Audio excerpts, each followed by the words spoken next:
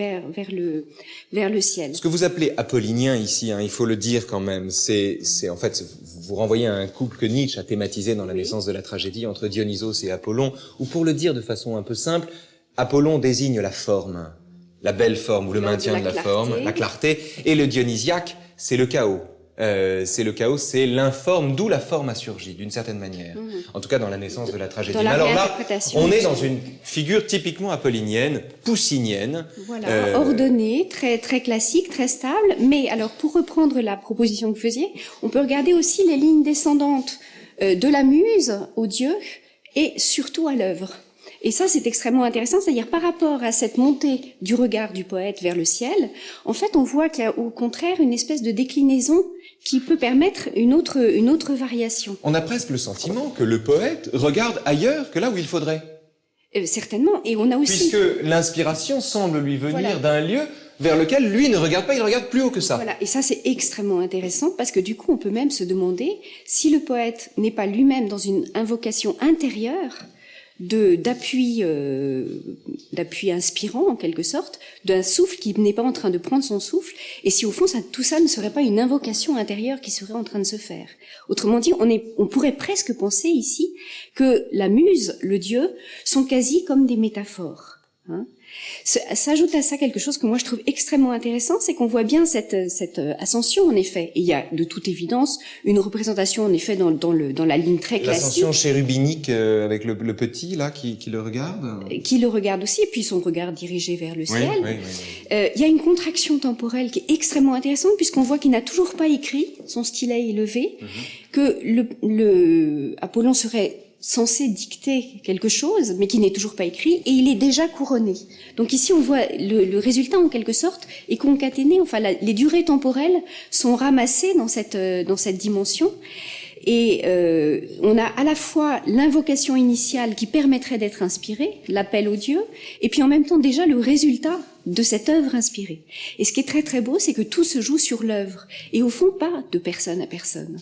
Il n'est pas ici directement dans une c'est-à-dire, on a dit tout à l'heure que le regard de la muse et du dieu ne croisait pas le regard du poète, mais la raison pour laquelle les deux regards ne croisent pas le regard du poète, c'est parce qu'ils regardent tous les deux vers le support de l'œuvre, alors que le poète, lui, regarde vers le ciel. Voilà. En d'autres termes, ça n'est pas à lui qu'il s'adresse, mais c'est à l'œuvre elle-même. Voilà, c'est à l'œuvre elle-même, et l'œuvre est une inconnue ici. De la même façon qu'on peut remarquer que la lyre n'a pas de cordes, et que l'œuvre n'est pas écrite encore. Donc ici, il y a un espace d'ouverture, et aucun résultat n'est prédicté d'une certaine façon. Il n'y a pas de corde, mais inversement, entre le stylet et le livre, on voit le doigt d'Apollon qui serait presque sur une espèce de corde invisible, comme s'il s'agissait plutôt de faire vibrer des harmoniques. Et dans cet ordre d'idée, peut-être du livre, on peut voir une autre inspiration qui cette fois-ci n'est pas du tout céleste. C'est ces livres qu'on distingue peut-être pas très bien ici, mais qui sont présents et qui sont l'Iliade, l'Odyssée et les l'Énéide. Et donc ici, on peut penser qu'il y a non seulement une forme d'inspiration qu'on peut interpréter comme céleste, mais aussi une forme d'inspiration intra-humaine. C'est-à-dire c'est de l'intérieur de toute une culture que le poète, ici, va prendre son inspiration. Il y a une expérience qui est à la charnière de cette inspiration céleste et de cette inspiration intra-humaine dont vous parlez, c'est la fameuse expérience du mémorial pascalien. Le 23 novembre 1654. Voilà, merci. Jour de Saint Chrysogone et autres papes au martyrologe. Enfin, Pascal décrit entre 22h30 et minuit et demi à peu près le résultat d'une inspiration. Et alors, ce qui est très frappant, c'est que le texte, qui est un texte hétéroclite, un texte de phrases dont on ne sait pas pourquoi elles se trouvent là, dont on perçoit à la lecture confusément qu'elles ont une raison d'y être, mais on ne sait pas pourquoi, et la raison, évidemment, se découvre ensuite, c'est le texte avec lequel Pascal a demandé à être enterré. Pascal, qui était le contempteur du moi, de l'idée même de propriété, se sentait l'auteur véritable de ce texte-là, en tout cas. Et c'est le texte qu'il a voulu coudre dans la doublure de son pourpoint au moment d'être enterré. Or, le mémorial, pas une phrase née de Pascal dans le mémorial. Toutes les phrases sont extraites de la Bible.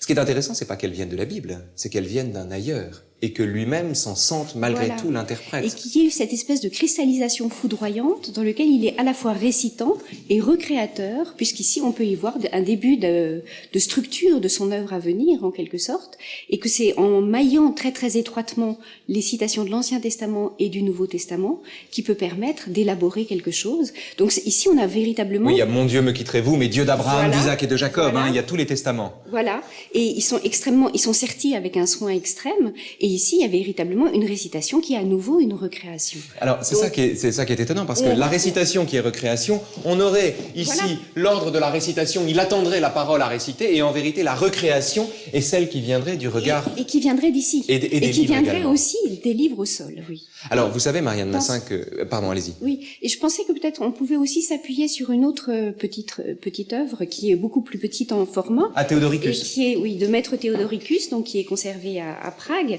et qui me semble-t-il, bien plus tôt, puisque là on est à la moitié du XIVe siècle, pourrait aussi être consonné en quelque sorte avec quelque chose de Pascal, puisqu'on a ici, c'est assez ravissant, je trouve, dans la composition, ce tout petit ange qui est vraiment de toute petite taille, et qui a un rapport quasi disproportionné à cette grande oreille qui indiquerait une certaine réceptivité, et c'est surtout le jeu des couleurs que je trouve extrêmement émouvant. Les ailes de l'ange sont de la couleur de la couverture du livre. Voilà, et le céleste est ce qui drape déjà Saint Matthieu. Autrement dit, on ne sait plus, à regarder longtemps cette toile, enfin si de fait, enfin c'est ce tableau en tout cas, si de fait il s'agit véritablement d'une émanation céleste ou déjà d'une recréation ou d'un soliloque ou d'une voix intérieure qui se lèverait. En somme, est-ce que Saint Matthieu est l'auteur de l'ange ou est-ce l'ange qui inspire à Saint Matthieu En la tout cas- parole dont il se veut En l'interprète? tout cas, on voit bien que dès qu'on creuse un peu cette question, la chose est infiniment plus riche qu'une passivité d'un dépositaire traversé par un souffle divin et qui se contenterait d'en être le scripteur. Le point de jonction entre la passivité et l'activité, c'est la spontanéité,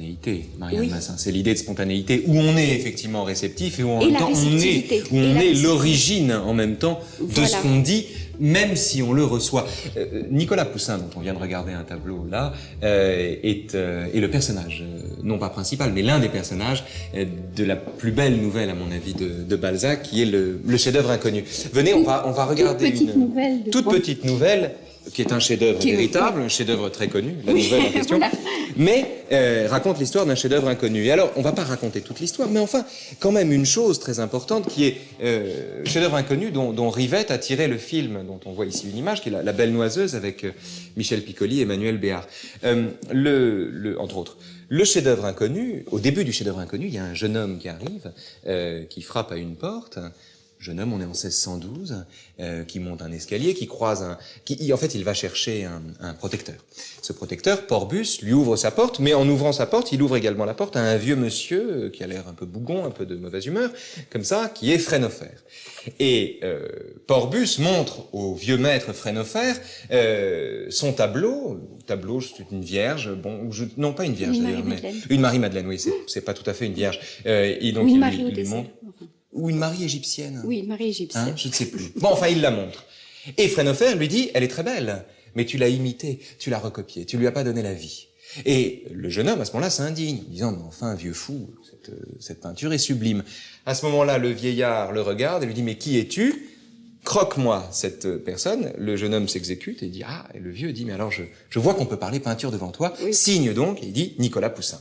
Et c'est le jeune Nicolas Poussin Voilà. qui arrive, et d'abord, le début est extraordinaire, et la suite de la nouvelle va nous aider aussi à travailler. On a ici Piccoli dans le rôle de Frénophère, finalement. Oui. Et Emmanuel Béard dans le rôle de la femme Il est de Nicolas Poussin, Gillette, qui vient inspirer Voilà. le peintre. Mais alors, ce qui se noue